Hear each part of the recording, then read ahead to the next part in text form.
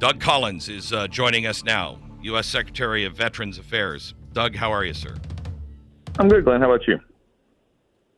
Really good. I can't thank you enough for everything that you guys are doing at the VA. I mean, I just think there are so many of our veterans that have been treated so miserably. They're killing themselves like they've never done before. I mean, I know that you heard some of the things that we've talked about here, where people are just killing themselves trying to make a point that we got it. The VA is in dire need of transformation. So thank you for caring, and thank you for doing everything you are doing to transform it. I appreciate it. Yeah, it's a lot. Can we get out of this at all? I mean, how can we get and privatize as much of this as we can? Well, I think the issue of privatization is probably not the right answer in this. I think what we have is we have the tools that President Trump and I'd worked on when I was in Congress back in a few years ago, was actually beginning to make this system much more less about the VA and more about the veteran. And that is getting the care out of the centralization services all the time, of everything having to do with, coming to our hospital, coming to our clinic, but using our community doctors and others. One of the big issues that's always brought up with privatization, and it's a valid discussion, it's something to talk about, it's not something we're looking at, mainly because the thing that gets separated so much from the VA is that the VA is just like has the other issues and same issues as the private and the public hospitals, and that's in recruitment, doctors, a lot of other things, that's going on. But then the specialty nature of a lot of what we do with them. So the big thing we can do is, one, I think we can streamline this issue. We can save money. That's what we're looking to do. We're cutting, literally hundreds of millions of dollars out of bad contracts, bad stuff. But at the same point, getting the veterans, especially those that you just talked about a minute ago, which are on my heart, that are coming to a system that is not listening to their needs, and then in turn believing that there's nowhere else to turn for them, and many of them are taking their own life, and that's just something that this not going to be acceptable in anything. But we're finally asking the right questions and putting the community and our private doctors, our public doctors, and our VA doctors to help get these veterans the help they need. Okay, so let's talk about a couple of things that you are doing. You had a massive backlog of cases, and you've brought that backlog down over 25% in 100 days. What did you do, and what does it mean to the veteran? For Father's Day, let your dad know he matters. Get him a gift from American Giant. They make clothing here at home with American cotton, American hands, and American heart. It's quality you can feel. Go to american-giant.com/Glenn and get 20% off your first purchase. That's american-giant.com/Glenn. Well, what it means is several things. What way we did it was just leadership. Then what gets measured gets done. Okay. I think this is an accountability factor that we have, and I brought to us now an accountability factor that says you're either going to do your job or you're not going to work for us. And so 260,000 backlogs. Let me explain what that means. Is that's the 260,000 cases of people asking or applying for benefits through disability benefits that it went over 125 days. Okay, it should never have been there. Some are growing longer. 260,000. We've cut that to under 200,000, as you said, within 100 days. We've also begun, because that is now freeing up work, we're now actually processing more. And if you remember the dreaded scenarios that all the mainstream media, the New York Times and the Post and all the unions were saying, if you brought people back to work, it would be terrible and be awful and, doing this. We've actually are processing more claims per day right now than we ever have in our history. We're actually processing more than we're getting in for the first time in a long time. What it took was simply saying, guys, you're going to do this. It's not a choice anymore.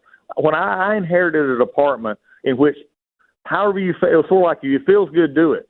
Everybody just sort of operating on their own time zone. And I said, we're not going to do that anymore. The VA is going to actually be about the veteran. So that's how we've done it. And it makes the difference in it now that a veteran is not calling their congressman. They're not calling everybody else. They're getting what they've earned, and we're fulfilling that promise. So help me out on this. We reached out to you and your team after I interviewed a dad from San Antonio last month whose son, Mark, took his own life in April right in front of the VA hospital. because he believed he didn't receive adequate care for pain that he was having, mental health issues, et cetera, et cetera. Speak to the dad who feels like the VA has failed his son, and what you're trying to do to make this right. I will, just as I did one night. I actually was on with him, and this shows you a difference. Then I go on any area I can to say, look, when we're doing it wrong or we're doing it an issue that we need to at least address. And in this situation, I think it's something we need to address. And I did this with him before. My heart hurts, and I think it shows the problem that we have in our system that has drug itself into a point in which we have just sort of handled the mental health crisis. We've handled the traumatic brain injury, the PTS issue in such a way that we've just sort of said this is sort of the lined up way we do it. And yet I'm telling our doctors, I'm telling our folks that we partner with, nonprofits and others, saying we've got to try something different here because we're not moving the needle. Since 2008, the suicide number has not changed in this country. And yet we're spending $588 million or more every year to, quote, prevent it. But yet in our services, we're still treating it many times with medicine. We're still treating it in times. We've got to do a better job of getting more counseling in there. We're getting more clinicals, but also something that is that I took from and we've been looking at from many of our veteran groups and others, including folks that you've been dealing with, but Bobby Kennedy as well at HHS, is we're looking at alternative medicines. We're looking at hyperbaric chambers. We're looking at possible use of psychedelics along with counseling. Anything we can to get them the help that they need so they don't feel like the VA's not listening to them or they're getting just handed a bottle of pills. And that's something that we don't need to be looking at. They need to be getting help and not just a medical condition. I mean, it's interesting to me that the Germans handed a lot of their soldiers bottles of pills so they could just fight and fight and fight and fight and become animals. Yep. And we train our people differently, more humanely, but we train our people to be able to go in and pull the trigger when they have to. But is it fair to say we spend all that money doing that, but when they come home, we don't spend enough money and enough time to try to deprogram that, to bring them back into our society and how to deal with all of the stuff that they were trained to do? Is that fair? I think it's a fair assumption. And I think it's also the changing face of warfare. And in a quick just moment here, I mean, in World War II, I've had World War II friends. They went with only two things in mind. They were either going to win or come home dead. They had no time frame to come home. They were just going. As war has progressed, and now up until the last two, you can bring that all up way up into the last 20 years, the GWAT generation, less than about a 1.5% of the population have participated in foreign soil in this battle, but yet we've done it over and over and over again. And so what we're having is these folks who are in 4 to 6 to 8 years who have all of this stuff built up. We sort of broke them down to become the soldier, Marine, airman, sailor that we needed, but the machine, and then they come back out, and then when they're going so much, they never have time to process. And for some of them who get out within 4 to 6 to 8 years, this is something that's not enough time to get in the system to say, here's how I cope. And so you've hit it exactly in the sense that we're not spending the time in a transition. This is why Secretary of Defense and I, on an unprecedented level, this has not happened that we've found before, where us as secretary sat down and said, we've got a transition problem. And so it's owned by DOD. They do the transition of folks coming out, but yet if anything happens in it, I get blamed for it. So I just told Pete, I said, we got to fix this. We got to start working on this. Maybe you may own it, but I'm getting blamed for it, and I'm not going to get blamed for something I can't do. So right now we're working on getting that transition better so that we have a warm handoff, especially for those who are hurting already, to come into our system and receive almost, white glove treatment where they're coming in warm handoff so that we have a better chance of affecting change. And here's another aspect. I'm opening it back up to where we're going to partner with nonprofits. We're going to partner with foundations. We're going to partner with groups that are already doing good stuff. And instead of us wasting money on things that we don't need to be on, I'm going to use other groups that are already in this, arena to say, help us here and connect them with them.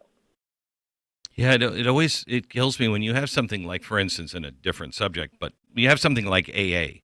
That works. That always works. Yep. And then you find these people who are running these centers who are like, well, we're going to change it and we're going to do our own thing. And it's like, no, but that works. Why not just do that? It's free. Why not just do Exactly. that? Oh, it's amazing. Glenn, you'd be amazed at what I see here, just red tape issues that we're already starting to fix. And so, I mean, we put best medical interest so that our doctors aren't having to go through a second opinion or a third opinion to get somebody to the help that they need. We're now actually going to be taking amputees who need, and I have the real experience with this, my daughter's in a wheelchair, that we were making them go to their primary care, to possibly an orthopedic, to a PT, to an OT before they could just get reset for a new chair. I said, that's bullcrap. Oh my We're gosh. cutting that out so they get a better experience, and we give them the earned respect that they have. A lot of critics, Democrat lawmakers especially, look at the proposed 15% staff reduction that you are championing here, and they're saying that's going to lead to a shortage of doctors and nurses.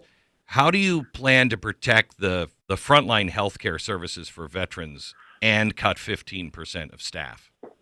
Well, first off, is 15% is a goal. And that was come from the president. He said, well, I'll look over all agencies, see what you can do. And if you don't set a goal, nothing gets done, Glenn. You know that. Your listeners know that. So this is a goal. They said, okay, 15%, can you do that? And if you can, how do you do it? But what we did, because we knew, and the president knew this, that the VA is really a unique organization in government. We're the only truly everyday facing department that we have dealing with this medical kind of issues we deal. And so what we did early on was that we're not even going to put in jeopardy doctors, nurses, which the Democrats and others are lying about. We protected over 300,000 positions within our healthcare system and our disability rating system that said, look, you're not even eligible, to take an early retirement. You're not eligible to do this up because we're not going to cut the very things that we need. But I've got literally thousands of other employees on duplicative HR processes, contracting processes, human resources processing. I mean, I was amazed here, and I talked about that permissive attitude. We were supposed to centralize our payroll several years ago. The previous administration said, nah, if you want to do it differently. I found out that we had over 60 locations doing their own payroll. And that was hundreds of people at a lot bigger expense. So this idea, look, here's what has come up. Everybody's griped about the VA. GAO has said it's for 10 years we've been high risk list. The Democrats, Republicans, everybody on the Hill, and I've said this in my hearings, all of you, I can show you comments where you say you want efficiency, you want the VA to work better, and yet the first moment I start saying, here's some changes in eBay, then all of a sudden it's about the worker. Well, I believe our VA workers are great folks. Mm-hmm. Our VA the VA is not a jobs program. The VA is a service organization, and we're changing that mindset. Have you thought of? I'm sure you have, but have you thought of doing things like in a private company?